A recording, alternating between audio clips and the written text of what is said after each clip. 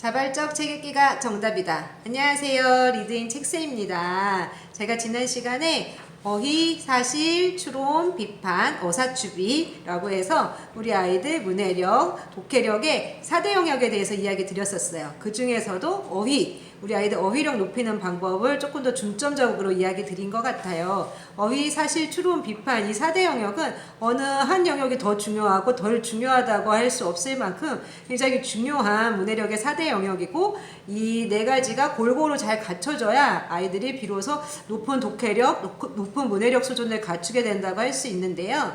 이제 그 중에서도 어휘는 부모님들이 가장 그 독해력에 있어서 부모님들이 가장 고민을 많이 하시는 분야인 것 같기도 해요. 우연인지 아니면 진짜 방송을 보셔서 그런 건지는 몰라도 요즘 이제 신학기 상담이 조금 공공연하게 들어오는데 상담 오시는 부모님들이 어휘력 걱정을 은근히 많이 하세요. 맞춤법 띄어쓰기 이제 많이 틀린다는 이야기에서부터 아이가 어휘 뜻을 너무 잘 모르는 것 같고 굉장히 쉬운 어휘인데도 정확하게 모르는 것 같다는 이야기를 많이 하셔서 제가 오늘은 이제 집에서도 조금 더 쉽게 접근할 수 있는 방법에 대해서 조금 이야기 드리려고요.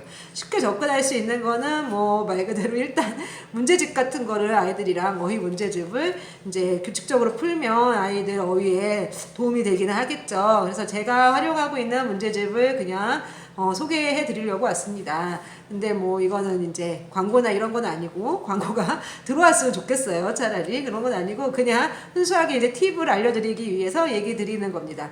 훈민정음이라고 많이 아실 거예요. 이게 이제 아이들 학년별 학기별로 되어 있는데 저는 일단 훈민정음을 활용할 때 4학년이라고 지금 4학년 1학기라고 아이가 무조건 4학년 1학기 거부터 시작을 하지는 않아요.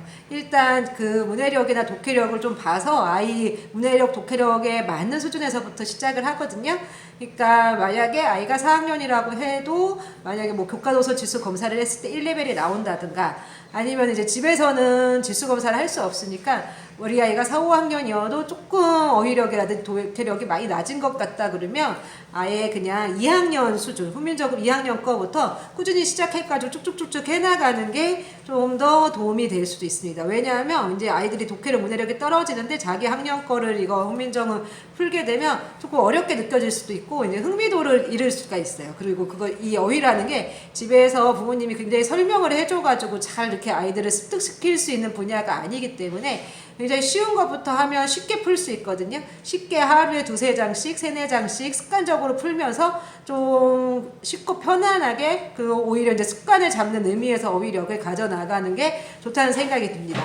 그러니까 마치 이제 영어 단어 같은 것도 쉬운 단어에서부터 이렇게 어휘력을 갖출 때 규칙적으로 하루에 5개, 10개 이렇게 아이들 외우게 하잖아요.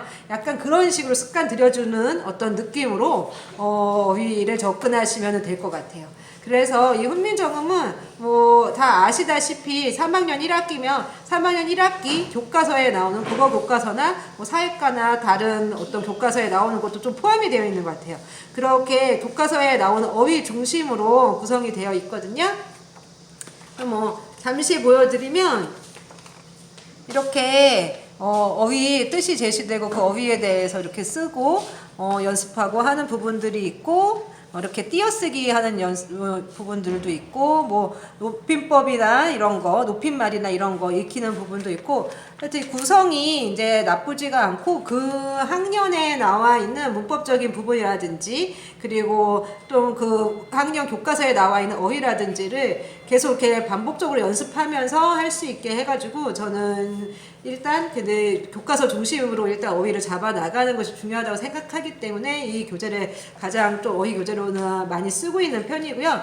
이제 이거를 할 때 아이들이랑 정해서 아이들 속도나 아까 얘기 드렸듯이 아이들 수준에 맞게 일단 4학년, 5학년이어도 2학년 1학기 거나 3학년 1학기 거부터 해서 그냥 굉장히 수학 영산이나 이런 거를 집에서 규칙적으로 하듯이 딱 시간을 정해놓고 10분, 20분 풀어도 이게 이제 한 서너 페이지 정도 할 수 있거든요. 그럼 서너 페이지씩 하루에 쭉쭉쭉쭉 하면 요거 한 권 떼는데 그렇게 시간이 오래 걸리지는 않아요. 한두 달이면은 그냥 쉽게 이거를 뗄 수 있으니까 그렇게 해서 이제 제 학년 거를 올해 지나가기 전에 할 수 있게 하는 거를 목표로 삼아서 하시면 될 것 같고 이제 한 가지 팁은 이 훈민정음을 할 때 그냥 쭉쭉 아이들이 여기서 낱말 쓰고 이제 분명히 4, 5학년이어도 조금 어휘력 낮은 친구들이나 국어 힘들어하거나 독해 책 많이 안 읽고 힘들어하고 이런 친구들은 많이 2학년 거, 3학년 것도 이렇게 풀면 실제로 많이 틀리는 경우가 많아요.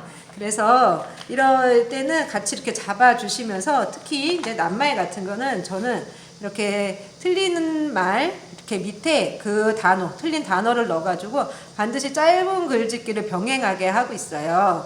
근데 이 짧은 글짓기가 어휘력 익히는데 굉장히 좋은데 뭐냐면 이제 틀리는 단어, 내가 모르는 단어를 한 번 더 내가 머리로 생각해서 내 말로 지어내는 거거든요. 그럼 그 분명히 이제 활용을 하는 어떤 경험을 한 번 더 하게 되는 거기 때문에 이 짧은 글짓기를 반복적으로 하게 되면 내가 그냥 어휘를 보통 이제 틀려도 이제 이거 틀린 거 지적해주고 이렇게 하면 흘려가게 되거든요. 흘려가지 않고 한 번 더 활용하게 할 수 있다는 거고요. 그리고 이제 이 짧은 글짓기를 조금 어느 정도 하게 된다, 아이들이. 그러면 요 짧은 글짓기 하나의 문장 안에 육하 원칙을 이제 한번 넣어가지고 짧은 글짓기를 해보기 이런 식으로 조금 더 발전시킬 수 있어요. 이제 이거는 제가 중학년 이상이나 고학년들한테 하는 건데 처음에는 이제 어휘력이 낮은 친구들이라면은 그냥 짧은 글짓기를 그 단어를 넣어서 모르는 단어를 넣어서 하는 것만 계속 이제 연습을 시키고요. 이게 이제 어느 정도 아이들이 숙달이 된다. 그러면 분명히 이제 이게 숙달되는 단계에서는 아이들이 짧은 글짓기를 금방금방 하기 때문에 짧게 하게 돼요. 아주 그냥. 딱 그 단어만 넣어가지고 이렇게 두어 절 정도, 두어 절, 세어 절 정도만 하고 빨리빨리 하고 다른 거로 넘어가려고 하기 때문에 이제 그렇게 정도까지 숙달이 되고 빨리빨리 하게 되면 이제 거기에 한번 육하 원칙을 넣어봐. 그리고 육하 원칙이 뭔지 이제 설명을 해주는 거죠. 누가 언제 어디서 무엇을 어떻게 왜 이거를 처음부터 이제 다 느게 하기는 힘드니까 4가지 이상 넣기 이런 식으로 해서 그리고 나중에 이제 6가지 다 넣기 해서 연습을 하면 이제 그 어휘에 대한 연습도 되면서 문장을 하나 구성하게 되는 그런 연습들도 잘 할 수 있게 됩니다. 네. 이제 그래서 그렇게 약간 육하 원칙을 활용한 짧은 글짓기까지 활용할 수 있고요. 그 다음에 이 짧은 글짓기가 조금 더 이제 아이들이 잘 된다 하면은 제가 활용하는 거는 이제 그 모르는 단어를 여러 가지 이렇게 넣어서 네, 저희 딸입니다. 오늘 학교를 안 가가지고 뒤에서 돌아다니고 있네요. 네, 이렇게 모르는 단어가 이제 한 단어를 풀었을 때 몇 개가 있다, 대여섯 개 모르는 단어가 있다, 내지는 이제 모르는 단어 플러스 엄마가 조금 중요하고 짚어주고 싶은 단어 몇 개 이렇게 해서 대여섯 개를 한꺼번에 넣어서 원고지 용지에 단문 글짓기를 시키는 거예요. 그러니까 단문 글짓기는 짬볼 글짓기보다 조금 더 높은 단계로 근데 짧은 글짓기를 하는 친구들도 병행해가지고 시키면 좋아요. 그러니까 몇 개의 문장을 이어서 하나의 이야기를 짧은 이야기를 만들어 보는 겁니다. 그래서 이거를 이렇게 짧은 글짓기 이렇게 딱딱딱딱 이렇게 한 줄 한 줄 나열하게 하시지는 말고요. 이야기를 만들어 보게 하시면 좋아요. 그럼 이게 자연스럽게 어떤 아이 어사추비에서 비판이 이제 자기 이야기를 글로 꾸릴 수 있게 되는 거거든요. 그런 능력하고도 연관이 되고 아이들은 이렇게 문장을 이제 만들어 보면서 표상화 능력이 늘기도 하거든요. 어떤 그런 거하고도 연관이 되고 당연히 이렇게 글을 자기가 직접 짧은 글이라도 자꾸 반복적으로 쓰면 글을 읽어내는 어떤 기승전결이나 이런 흐름을 읽어내는 것이 자연스럽게 몸에 또 배이게 돼요. 그래서 그렇게 생각을 해 주시면 되고요. 이렇게 단문 글짓기를 이제 이 형광색 펜으로 표시를 한 게 이제 이 아이가 몰랐던 단어이거든요.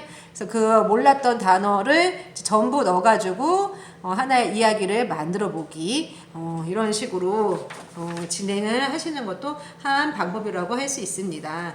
네, 그러면 이제 오늘은 여기까지 짧게 아이들 어휘를 좀 집에서 쉽게 할 수 있는 방법 이제 얘기 드렸고요. 이 단문 글짓기나 짧은 글짓기 같은 경우에 반드시 훈민정음 문제집을 풀면서 해야 되나요? 그런 거 당연히 아니에요.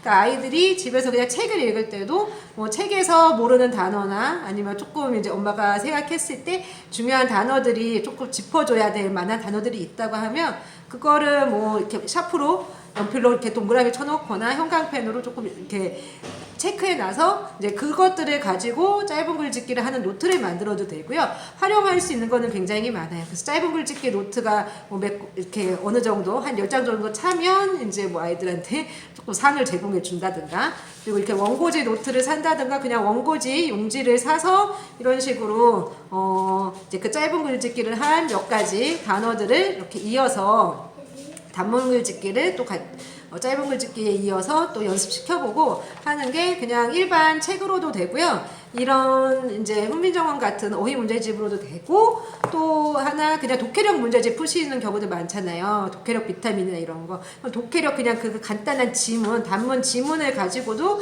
그런 식으로 그 하나의 지문 안에서 좀 모르는 단어, 좀 중요한 단어, 그리고 아이가 헷갈려하는 단어 이렇게 이제 조금 짚어서 지문 하나에서 5개 정도 짚어낼 수 있겠죠. 그렇게 해서 그 단어들로 짧은 글짓기를 해보고, 또 내지는 이렇게 단문 글짓기를 해보고 하면서 어떤 어휘력을 조금 직접적으로 연습시키는 그런 기회를 가지실 수 있을 것 같습니다. 짧은 글짓기나 단문 글짓기가 좋은 것은 아까도 이야기 드렸지만, 아이가 모르는 단어를 찾아보고 거기서 그치는 게 아니라 내가 그거를 하나 더 활용해 본다는 거. 그 연습이 되게 중요하거든요. 근데 영어에서도 이제 영작을 그런 의미에서 시키기도 하는데, 이제 이거는 국어고 어떤 이런 식으로 짧은 글짓기나 단문 글짓기를 하는 거는 사실은 이제 영작하는 것보다는 훨씬 쉬울 수 있거든요, 아이들이. 그래서 조금 연습만 되면 쉽게 아이들이 많이 하고, 또 이게 직접적으로 도움이 많이 되니까 좀 그렇게 활용해 보시기를 바랍니다. 네, 그럼 오늘은 여기까지 말씀드렸고요. 자, 구독, 좋아요, 알림 설정 이런 거는 제가 채널을 이어가는데 굉장히 큰 도움이 됩니다. 꾹꾹꾹 눌러주시고요. 네, 다음 시간에 또 뵐게요. 책쌤이었습니다.